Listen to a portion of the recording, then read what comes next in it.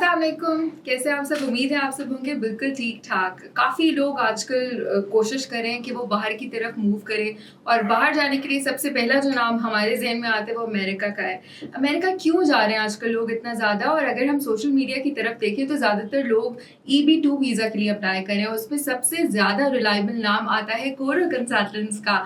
आज हमें ये एजाज़ हासिल है कि हमारे साथ मौजूद है कोरो कंसल्टेंट के MD। तो उनसे हम चल के पूछते हैं कि सर क्या इसमें इतनी ज़्यादा रिलायबिलिटी है, क्यों लोग इतना ज़्यादा प्रेफरेंस करें कोरो को भी, और उसके साथ साथ E2 वीज़ा भी लॉन्च हुआ है, उसके बारे से बात करेंगे। अली अफजल साहब हमारे साथ मौजूद है। Thank you so much sir. You welcome जी, बहुत शुक्रिया आपका। बहुत बहुत शुक्रिया आपका कि आपने टाइम दिया। सबसे पहले हम आपसे रिक्वेस्ट करेंगे कि आप हमें थोड़ा सा इस पे एक नज़र डालें। EB2 visa in comparison to E2 visa, जो कि E2 वीज़ा अभी लॉन्च हुआ है। कोरो कंसल्टेंट्स ऑलरेडी बहुत रिलायबल सोर्स है, तो E2 वीज़ा में क्या ऐसे डिफरेंशिएशंस हैं जो E2 वीज़ा? जी बिल्कुल, एज यू राइटली सेड कि EB2 के अंदर तो कोरो कंसल्टेंट्स का जो नाम है वो अब एक तरह से जिसे कहते हैं कि रिलायबल नाम है, बिल्कुल, क्योंकि वो सफ़र जो हमने आज से 2, 2.5, 3 साल पहले शुरू किया, अब अल्लाह की मेहरबानी से उसके रिजल्ट यानी पूरा साइकिल कंप्लीट उसका हो गया, और पिटीशन की अप्रूवल से लेके वीज़ा फाइलिंग से लेके अब वीज़ा ग्रांट भी होने शुरू हो गया। और ये सहरा भी सिर्फ कोरो कंसल्टेंट्स को ही जाता है, अभी तक तो कोरो कंसल्टेंट्स को ही जाता है, कि ना सिर्फ ये कि हमने मुतारिफ कराया, वो कि हमारे बहुत सारे जो कंपेटिटर्स हैं उनको थोड़ी तकलीफ भी होती है, और वो ये कहते हैं कि इन्होंने घर में थोड़ी बनाया EB2। तो मेरा उनसे काउंटर क्वेश्चन ये है कि कौन सा ऐसा कोई इमिग्रेंट प्रोग्राम है जो किसी भी कंसल्टेंट ने कभी भी तारीख में अपने घर पे बनाया? कभी भी नहीं हुआ ऐसा। तो चूंकि कभी किसी ने बनाया ही नहीं, तो ये बात यही है कि कोई बैठ के, जाहिर सी बात है कि जो काम USCIS ने करना हो वो बैठ के कोई भी कंसल्टेंट नहीं कर सकता। तो इतनी एक जाहिलाना बात कम से कम मैं तवक्को नहीं रखता अपने उन कंपेटिटर्स से जो पढ़े लिखे एक्सपीरियंस्ड हैं, और वो आके अपनी इस राइवलरी के अंदर जाके ऐसी छोटी बातें करना शुरू कर देते हैं जिनकी कोई लॉजिक और जिसके पीछे कोई बेस ही नहीं होती। Anyway, cut the story short, E2 को भी लॉन्च किए हुए अब मैं समझता हूँ कि काफी टाइम हो गया, या it's been quite a while now. लेकिन ये कि EB2 के अंदर चूंकि हमारा एक बहुत ही एस्टैब्लिश्ड नाम है, हमने उसको मुतारिफ कराया, और बहुत सारे क्लाइंट्स हमारे क्लाइंट्स बने, और बहुत सारे लोगों की पिटीशन अप्रूव हुई, तो उसके in comparison to that E2 is a new program. लेकिन ये कि हम भी इसको कई सालों से कर रहे हैं यहाँ पे, और अब तो अल्हम्दुलिल्लाह कई जो E2 के एस्पिरेंट्स थे जो उनको उनकी यानी केस भी अप्रूव हो चुका है, and now they are planning to move to USA as soon as possible।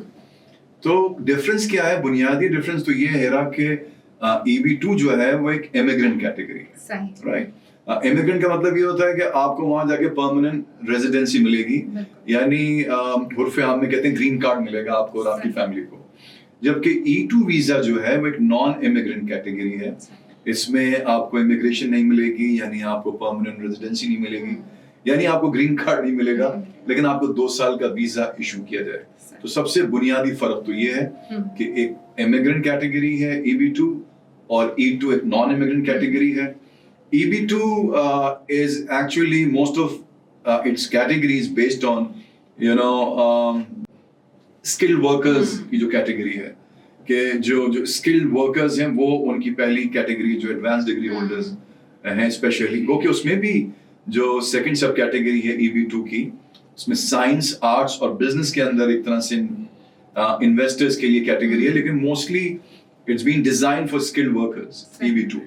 जबकि E2 is purely thoroughly completely a treaty investor visa, जिसमें आपको एक खास परसेंटेज अगर आप इन्वेस्ट करें USA में, और ऑफ कोर्स वहां पे अगर आपकी एम्प्लॉयमेंट क्रिएशन आप करते हैं तो आपको ये वीजा ग्रांट हो जाता है। सही, आपकी इसी बात से हम अपना नेक्स्ट एक क्वेश्चन मेरे जहन में आया अभी। As being a middle class, ज़्यादातर हमारे, अगर मैं अपनी ऑडियंस की भी बात करूँ, मुझे खुद मिडिल क्लास फैमिलीज फॉलो करी होती हैं, हम लोग कहाँ ज़्यादा अच्छे तरीके से अप्लाई कर सकते हैं? कौन सा वीज़ा ज़्यादा बेहतर हमारे लिए साबित हो सकता है? बिल्कुल, बड़ा ये बहुत अच्छा सवाल आपने किया, क्योंकि जब तक एलिजिबिलिटी इसकी वाज़ेह नहीं होगी, हमें तो पता है कि क्या एलिजिबिलिटी है, मगर वो इसके एस्पिरेंट्स या वो लोग जो इसके तलबगार हो सकते हैं, ख्वाहिशमंद हो सकते हैं, उनको नहीं पता कि एलिजिबिलिटी क्राइटेरिया क्या है। क्योंकि इसको एक जो इमिग्रेंट कैटेगरी है उसमें मुझे तारुफ कराना पड़ेगा उस इमिग्रेंट कैटेगरी का, विच इज EB5, जो इमिग्रेंट कैटेगरी है, यानी अगेन ग्रीन कार्ड कैटेगरी। तो चूंकि उसकी इन्वेस्टमेंट बहुत ह्यूज है, उसमें दो तरह की इन्वेस्टमेंट है, टारगेटेड एरियाज हैं कुछ और कुछ अनटारगेटेड एरियाज हैं। तो अगर आप उनके डिस्पोजल पे रखें, उनके डिस्क्रिशन पे रखें अपनी इन्वेस्टमेंट को, यानी where they would like you to invest in those areas जो उनके कंपैरेटिवली अनप्रिविलेज्ड अंडरसर्व्ड एरियाज हैं, तो $8 lakh which is again a huge amount. और अगर आप कहते हैं नहीं जी मैं तो आपके targeted areas में नहीं करूँगा, I have my own plans, and since you know some of my family members or my friends are living in New York, so I would select New York as my investing city. तो फिर $1,050,000, $10,50,000, which is now a lot of money. तो ये यकीनन बहुत सारे लोगों की, like 90% लोगों की एबिलिटी से बाहर की बात है। लेकिन अगर आप इसको कंपेयर करें E2 को, तो ये है तो इन्वेस्टर वीजा, लेकिन ये नॉन इमिग्रेंट है, लेकिन इसको आप $100,000 से भी शुरू कर सकते हैं। तो एक मिडिल मैन भी जो होता है, एक मिडिल क्लास का जो लोग हैं यहाँ पे, कम से कम वो at the end of their career और at the twilight of their careers, they actually somehow the other managed to make their homes or flats, apartments like this. तो वो कम से कम, चूंकि ये पूरी हिजरत है यहाँ से वहाँ, आपकी फैमिली वीजा है E2B, यानी ये आपको, आपकी वाइफ को और आपके बच्चों को, वो बच्चे जो 21 से कम हैं उनको 2 साल का वीजा मिलता है। और फिर कामयाबी अगर इसमें हो, यानी अगर आपका बिजनेस कामयाबी से चल रहा हो वहाँ पे, तो ये हर 2 साल के बाद रिन्यू होता रहता है।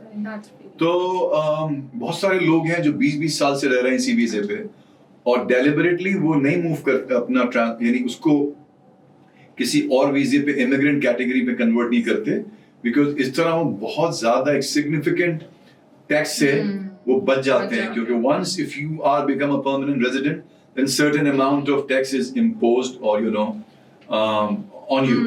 तो इसलिए वो, चूंकि वो बिजनेसमैन होते हैं, तो वो हालांकि उस वक्त कर सकते हैं, वो EB5 पे भी कर सकते हैं, और there are some other pathways also, but deliberately they don't want to shift or convert their status from non-immigrant to immigrant. That's a very useful information. तो ये एक बुनियादी फर्क है दोनों में। बिल्कुल। इसके अलावा Pakistan as being a territory किस तरह देखा जाता है? क्या वीजा रेशियोज वहाँ के आजकल जिस तरह कोरो की माशाल्लाह से प्रोग्रेस देखी जाए, तो काफी लोग जो अप्लाई करें ऑब्वियसली उनका बड़े अच्छे सक्सेस रेशियो है। In comparison to that, EB2 visa की सक्सेस रेशियो में Pakistan as being a territory क्या अहम रोल अदा कर रहा है? People are applying, are they being selected or not? Sure. if we look at E2 in comparison to any other non-immigrant category, so it has a very huge ratio of success as compared to any other program. और अल्हम्दुलिल्लाह हमारे पास भी more than 9 out of 10 जो cases हैं वो इसमें approve होते हैं, और वो 1 भी जो होता है वो यानी completely वो नहीं होता, उसमें कोई ना कोई वजह होती है जिसकी वजह से वो, यानी they always request for some more evidence, or if any required or important document is missing, so they always ask for those documents. तो इसलिए मैंने एक को निकाल दिया, अदरवाइज तो तकरीबन 10 out of 10 का रेशियो है हमारे पास। तो आपका क्वेश्चन आप बताएं दोबारा से। मैं यही कह रही थी, पाकिस्तान रेशियो बहुत अच्छा है। और एक चीज, जी हाँ बिल्कुल, एक चीज मैं कहता हूँ, जहाँ हमें बड़े ग्रीवेंसेस हैं अपनी कंट्री से, हालात भी ऐसे हैं, मुल्क के होने भी बहुत सारी चीजें चल रही हैं, लेकिन जहाँ बहुत सारी ब्लेसिंग्स हैं बीइंग अ पाकिस्तानी, उसमें मैं आपके इस प्रोग्राम के तवज्जो से बताना चाहता हूँ कि being a Pakistani, actually you first of all, before any eligibility, the very first thing on which your eligibility is judged is that which country you belong to. Exactly. ये most कि important आपको पता शायद नहीं है, बड़ी बड़ी countries like India is not on those list, is not in that list. China is not in that list. Russia is not in that list. तो ये बड़ी बड़ी countries E2 वीजा अप्लाई नहीं कर सकते। थैंक्स टू बीइंग पाकिस्तानी, अल्हम्दुलिल्लाह कम से कम ये है कि Pakistan is one of those treaty countries which has signed this treaty agreement with USA, I think in late 50s or in early 60s, और जिसकी वजह से हम कर सकते हैं। तो पहली बात तो ये हो गई कि you must belong to one of those treaty countries which we are, Pakistani are, number one.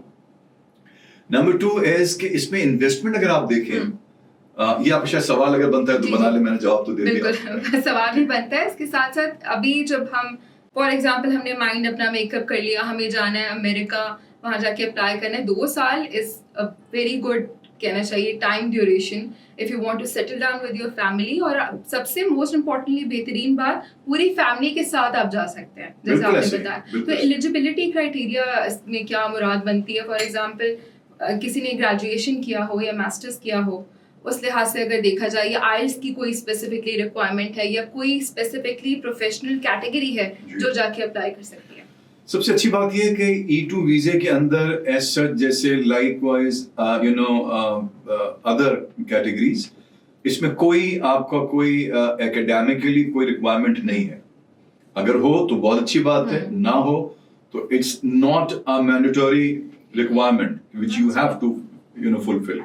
ऐसे ही आइल्स की, जिससे बहुत ज्यादा पाकिस्तानी हमारे जब कनाडा की बात आती है और अमेरिका के कुछ प्रोग्राम्स की बात आती है तो बहुत ज्यादा लोग हमारे जो कॉशियस होते हैं, कॉन्शियस होते हैं और स्केर्ड भी होते हैं कि यार हमारे रिजल्ट्स आएंगे कैसे इसमें, और वो सारा पॉइंट बेस्ड सिस्टम बेस कर रहा होता है उनका आइल्स पे। तो इसमें किसी किस्म की आपको आइल्स की जरूरत भी नहीं है। थर्डली, बैंक स्टेटमेंट आपको यकीनन इसलिए चाहिए कि क्योंकि एक इन्वेस्टर वीजा है, राइट? जब आप इन्वेस्टमेंट आपका ये visa is based on your investment, तो उसके लिए आप जितनी इन्वेस्टमेंट आपने करनी है वहां पे, जो हम प्रिस्क्राइब करते हैं, हम रेकमेंड करते हैं कि एटलीस्ट $100,000 की होनी चाहिए। Although there is not mention कहीं पे भी, it's not mention anywhere in the website where you can see the specific amount which one need to invest. It's for a safer side. जैसे EB5 का तो मैंने बता दिया है, ऐसे E2 का नहीं है। लेकिन फिर भी अगर आप बहुत सारे हमने अपने केसेस में भी देखा है, और ये एक बड़ी कतई सी बात बन चुकी है, और अब हर कंसल्टेंट के मुंह पे होती है बात कि कम से कम $100,000 की इन्वेस्टमेंट होनी चाहिए। और इसमें लॉजिक ये है कि वैसे तो देखा जाए कि ये जो वीजा है, ये it's not among or one of those visas which has a visa bulletin which one needs to follow, क्योंकि ये throughout the year available रहता है। That's very nice. सबसे अच्छी बात ये है कि ये throughout the year available रहता है। they always welcome people who come to United States and invest a certain amount of money so that वहाँ पे उनकी employment में इजाफा हो। तो कम से कम इस वीजे से भी 2-3 लोगों की एम्प्लॉयमेंट तो बनती है, 2-3 या कम से कम 3-4 लोग। तो सबसे अच्छी बात यह है कि कहीं, लेकिन फिर भी जो भी अमाउंट है आपकी, वो उसका एक रेलेवेंस होना चाहिए आपके बिजनेस प्लान से। ये नहीं हो सकता कि बिजनेस प्लान तो दे दिया आपने, आप वहाँ पे गैस स्टेशन लेंगे या किसी मशहूर मारूफ कंपनी है या कोई स्टोर की चेन लेंगे और इन्वेस्टमेंट आप करें 100,000 की, तो ये बात नहीं है। एक रेलेवेंस होनी चाहिए। बट फिर भी हम लोगों से यही कहते हैं कि $100,000, जो कि आज के हिसाब से तकरीबन 2,80,00,000 बने, तो ये एक मिडिल क्लास आदमी, वैसे तो सेविंग्स नहीं होती, लेकिन वो अपना एक घर बना चुका होता है इतने का, या कोई उसका अपार्टमेंट है, या थोड़ी बहुत सेविंग्स है, तो एक लार्जर पिक्चर के लिए, एक बड़े बेनिफिट के लिए अपनी और अपनी फैमिली के लिए, वो ये कर सकता है कि अपनी उस प्रॉपर्टी को बेच के वो अप्लाई कर सकता है। ये बहुत मेरे ख्याल में यूजफुल साबित होगा अगर कोई भी फैमिली मूव ऑन करना चाहे। अच्छा, इसमें बेसिक एक और रिक्वायरमेंट जो हमारे लोग अक्सर पूछते हैं, टाइम फ्रेम क्या है? क्योंकि नॉर्मल आपको पता है कंसल्टेंट्स बहुत ज़्यादा टाइम आपका कंज्यूम कर लेते हैं और फिर उसका कोई एंड रिजल्ट नहीं आता। तो सबसे ज़्यादा इम्पोर्टेंट क्वेश्चन जो हमारे क्लाइंट्स की उनकी तरफ से आता है कि क्या टाइम है, हम अपना कितना टाइम बेसिकली इन्वेस्ट करें और हमें पता चले एंड रिजल्ट इसका। अच्छा, सबसे जो अच्छी the best part of E2 is कि टाइम का मसला नहीं है इसमें ये नहीं है कि आपको 2-2, 3-3 साल वेट करना पड़े। जो E2 के क्लाइंट, EB2 के क्लाइंट्स हमारे करते हैं, किसी को 1.5 साल लगा, किसी को 2 साल लगे, किसी को 2 साल से भी ज्यादा का अरसा लगा, लेकिन इसमें इतना टाइम नहीं लगता। इसमें हम 6 to 8 months के अंदर कोशिश करते हैं कि इसको हम फिनिश कर दें, और यानी कामयाबी से फिनिश करें ऑफ कोर्स। और जो सक्सेस रेशियो है वो तो मैंने बता ही दिया आपको, और 6 to 8 months, लेकिन फिर भी एहतियातन हम 1 साल का टाइम लेते हैं। यानी contractually we are bound to produce the results within a year, लेकिन मोस्टली 6 to 8 months। تو ابھی تک ہماری کنورزیشن سے ہم لوگوں نے یہ اس کا ایک ٹرسٹ نکالا ہے کہ اسٹوڈنٹس بھی basically if they have the money, if they have the investment, if they have any property, کیونکہ آج کل کے دور میں آپ کا انویسٹمنٹ کرپٹو کے دوران کریں, لوگ دوسرے طرح سے کریں.